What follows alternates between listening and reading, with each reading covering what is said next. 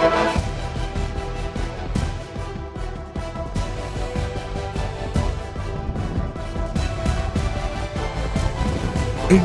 Voice, आपकी सोच, आपकी आवाज।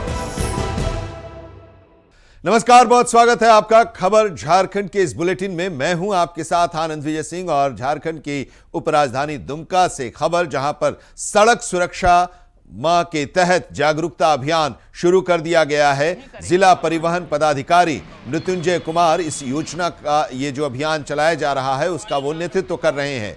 बीते साल दुमका जिले में करीब 200 से ज्यादा लोगों की सड़क दुर्घटना में मृत्यु हो गई थी और इसमें ज्यादातर बाइक दुर्घटना की घटना सामने आई थी। जनवरी महीने में लोगों को हेलमेट पहनने और सीट बेल्ट पहनने के लिए जागरूक किया जाएगा। तो ये जो अभियान चल रहा है, इसमें कैटेगरी भी बांटा गया है। जनवरी महीने में लोगों को जो 2 पहिया वाहन चला रहे हैं उनको हेलमेट पहनने के लिए, और 4 पहिया वाहन जो यात्रा कर रहे हैं उनको सीट बेल्ट पहनने के लिए जागरूक किया जाएगा, बताया जाएगा। तस्वीरें भी हम आपको दिखा रहे हैं। और इसी कड़ी में दुमका के अंबेडकर चौक पर सड़क सुरक्षा की टीम ने डीटीओ के नेतृत्व में लोगों को टॉफी भी बांटी और कहा कि जब भी घर से निकलना है, तो अगर बाइक से निकल रहे हैं तो हेलमेट पहनना अनिवार्य है, जरूरी है। और अगर आप कार से निकल रहे हैं, 4 व्हीलर से निकल रहे हैं, 4 पहिया वाहन से, तो चालक को सीट बेल्ट पहनना जरूरी है। और इसीलिए यह अभियान चलाया जा रहा है ताकि लोगों की जान बच सके। दुर्घटनाएं जो हो रही हैं, उन दुर्घटनाओं में उनकी मौत न हो। पिछले साल सड़क हादसे में 200 से अधिक लोगों की जान जा चुकी है और इसी को देखते हुए डीटीओ ने कहा कि हेलमेट पहनने से वो सुरक्षित रहेंगे, क्योंकि ये एक सुरक्षा कवच है।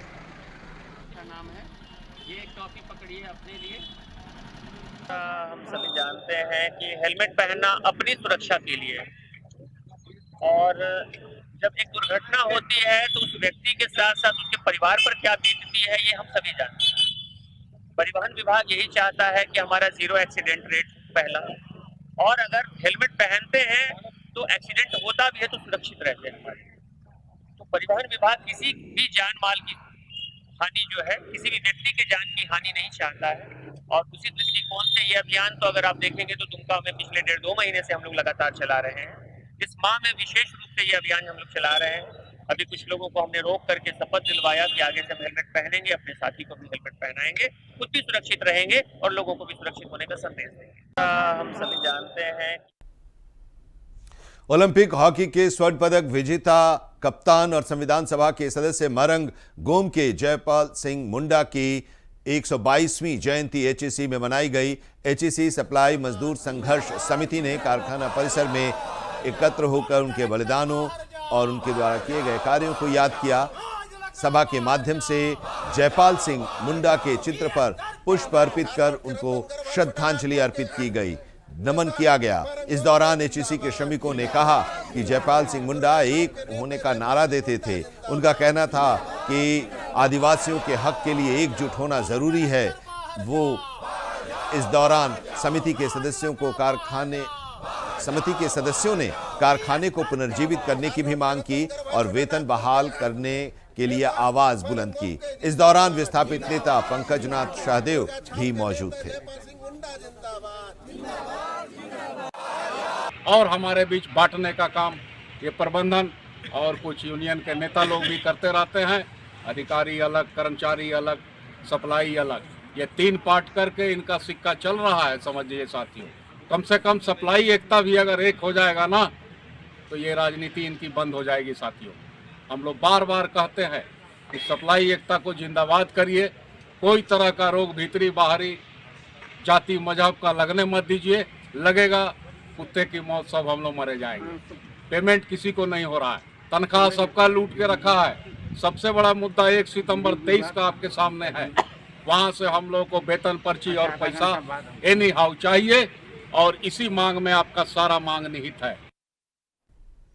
और अब खबर जमशेदपुर के पोटका थाना क्षेत्र की, जहां 2 अपराधियों ने ट्रक चालक को चाकू का भय दिखाकर 4000 रुपए लूट ली।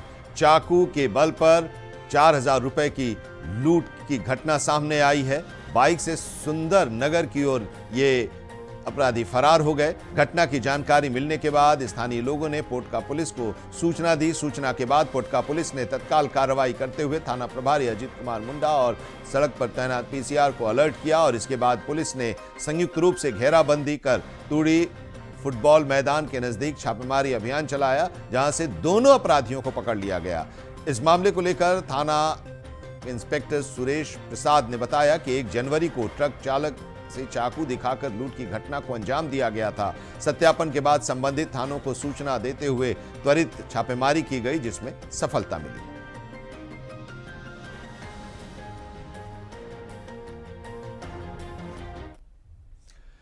इंग्लिश मीडियम स्कूलों में दाखिले का महापर्व शुरू हो गया है, लेकिन इसी बीच बीपीएल के जो बच्चे हैं उनके एडमिशन को लेकर भी अब विवाद शुरू हो गया है। इंग्लिश मीडियम के स्कूलों ने बीपीएल कोड के तहत बच्चों का दाखिला लेने से इनकार कर दिया है। स्कूलों का यह कहना है कि सरकार पहले बीपीएल के बच्चों की पढ़ाई के लिए राशि देती थी, लेकिन अब सरकार ने भुगतान से इनकार करते हुए पत्र जारी कर दिया है। पत्र में यह भी कहा गया है कि टाटा स्टील को सरकार ने लीज पर जमीन दी है। टाटा स्टील ने स्कूलों को मुफ्त जमीन उपलब्ध कराई है, इसलिए बीपीएल बच्चों को पढ़ाना अनिवार्य है। वहीं इंग्लिश मीडियम स्कूल एसोसिएशन ने स्पष्ट किया है कि वे इस मामले को न्यायालय में ले जाएंगे।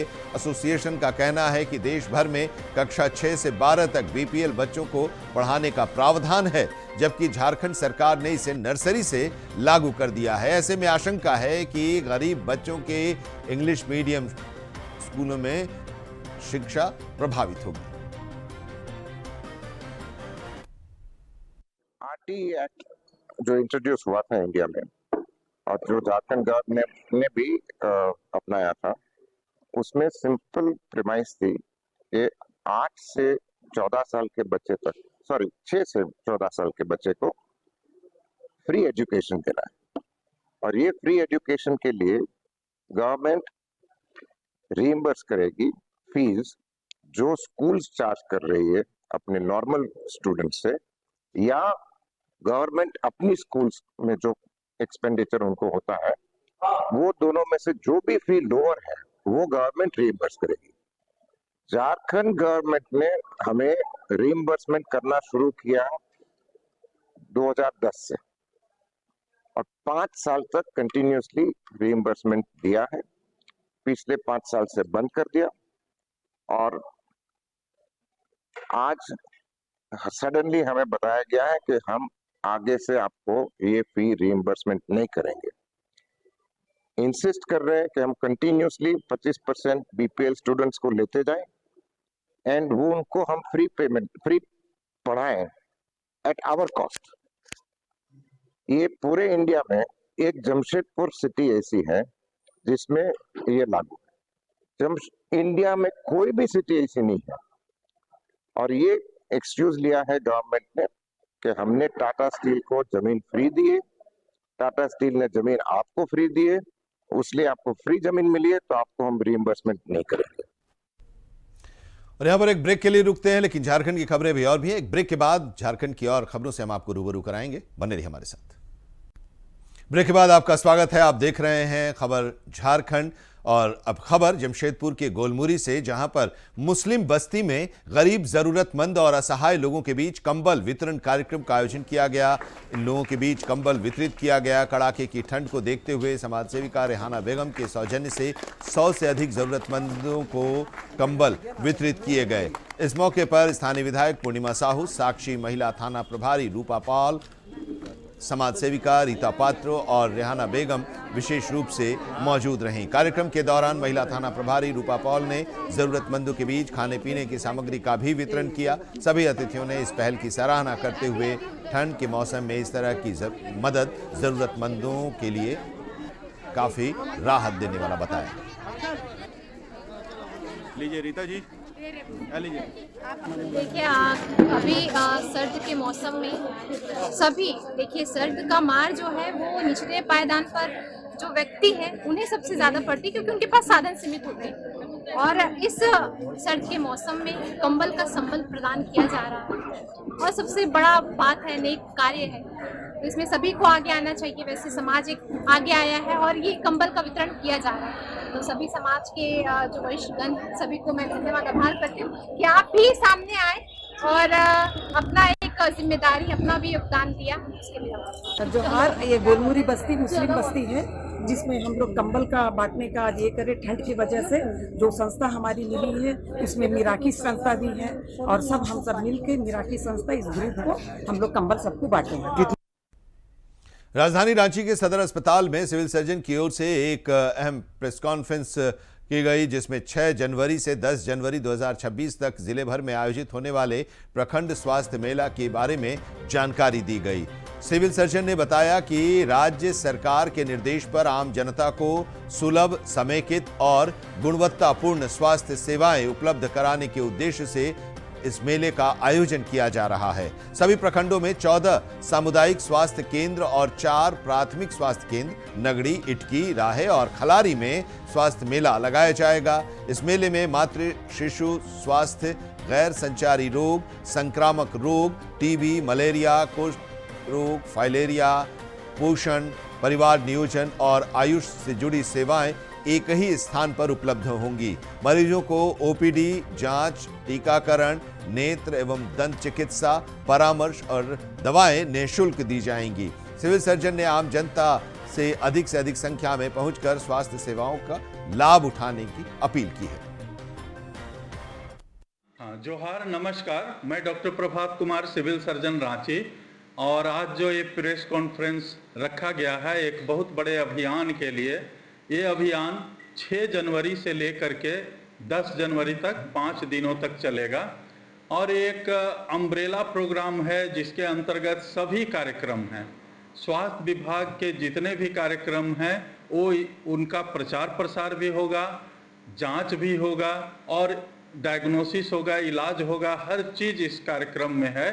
तो एक बहुत बड़ा अभियान है जो कि वैसे तो हम लोग पूरे रांची ज़िले में करेंगे और सभी सीएससी में चूँकि होगा, सभी ब्लॉक में। तो जो हमारे 14 सीएससी हैं, इसके अलावा 4 और भी एडमिनिस्ट्रेटिव ब्लॉक हैं, 18 हैं, सभी जगह पर एक कार्यक्रम होगा। और चूँकि इस कार्यक्रम में सब कुछ है, A to Z है। हम लोग एक बनाए भी हैं कि A4 B4 जैसे बच्चों के लिए होता है, तो वो भी है। हम कोशिश करेंगे उसको ग्रुप में डाल दें। गोड्डा जिले के मेहरमा प्रखंड के गजंडा गांव में पिछले 1 साल से जल मीनार खराब पड़ा है और इसकी वजह से गांव के ज्यादा परिवार ऐसे हैं जिनको पेयजल नहीं मिल पा रहा है और दूर दराज के कुएं और चापाकलों से उन्हें पेयजल लेकर आना पड़ रहा है। ग्रामीणों ने कई बार पंचायत और पेयजल विभाग को इस बारे में शिकायत भी की, बताई भी, लेकिन कोई ठोस कार्रवाई नहीं अभी तक हुई है। गर्मी में हालात तो और गंभीर हो जाते हैं। स्थानीय लोग नल जल योजना में लाखों रुपए खर्च होने के बावजूद मरम्मत न होने पर चिंता भी जता रहे हैं। ये सबसे पहले तो तमाम पंचायत वासियों के 9 वर्ष की हार्दिक शुभकामनाएं। और हमको मिनिमम लगभग 6 महीनों से फोन आ रहा था पंचायत से, मतलब वहाँ के ग्रामीण जो कि फोन कर रहे थे कि मुखिया जैसे ऐसे है, मतलब यहाँ चापाकल खराब है, मुखिया को बोलते हैं, मुखिया नहीं ठीक करवाता है। दुर्भाग्य है कि अगर गजंडा पंचायत में 1 साल से अगर चापाकल खराब पड़ा हुआ है तो दुर्भाग्य की बात है। वहाँ मुखिया है, समिति है, वो लोग सिर्फ चापाकल पे वो लोग का निगाह नहीं है।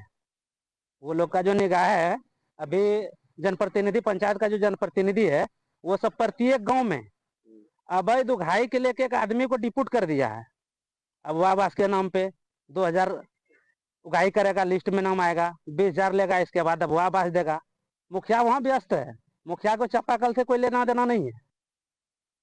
ये गोड्डा का इलाका है जहां पर पेयजल को लेकर संकट है। घरों में पानी नहीं आ रहा है और इसकी वजह से दूर दराज के इलाके से उन्हें पानी लेकर आना पड़ रहा है पीने के पानी के लिए।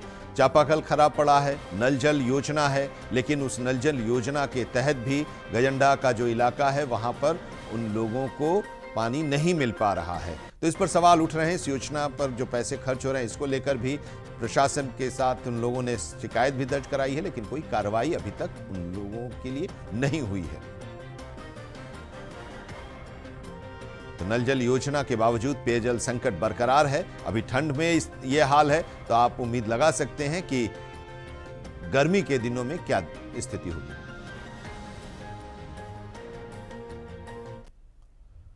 और खबर जमशेदपुर के पोटका थाना क्षेत्र में एक तेज रफ्तार डंपर ने पुलिस बस और एक कार को जोरदार टक्कर मार दी और इस हादसे में पुलिस बस और कार दोनों बुरी तरह से क्षतिग्रस्त हो गए। कार में सवार 3 लोगों को हल्की चोटें आई हैं। प्राथमिक उपचार के लिए उन्हें भेजा गया है। घटना की सूचना मिलते ही मौके पर पुलिस पहुंची, डंपर को जब्त कर लिया। पुलिस ने दुर्घटना के कारणों की जांच शुरू कर दी है। हादसे के समय पुलिस बस में कई जवान सवार थे, किसी को गंभीर रूप से चोट नहीं आई है। जो सूचना मिल रही है उसके मुताबिक जो घायल हैं उन्हें अस्पताल में भर्ती कराया गया है।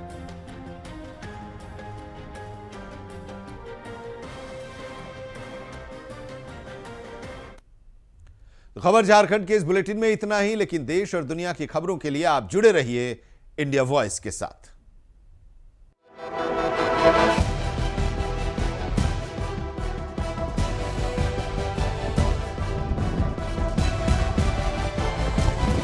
India voice.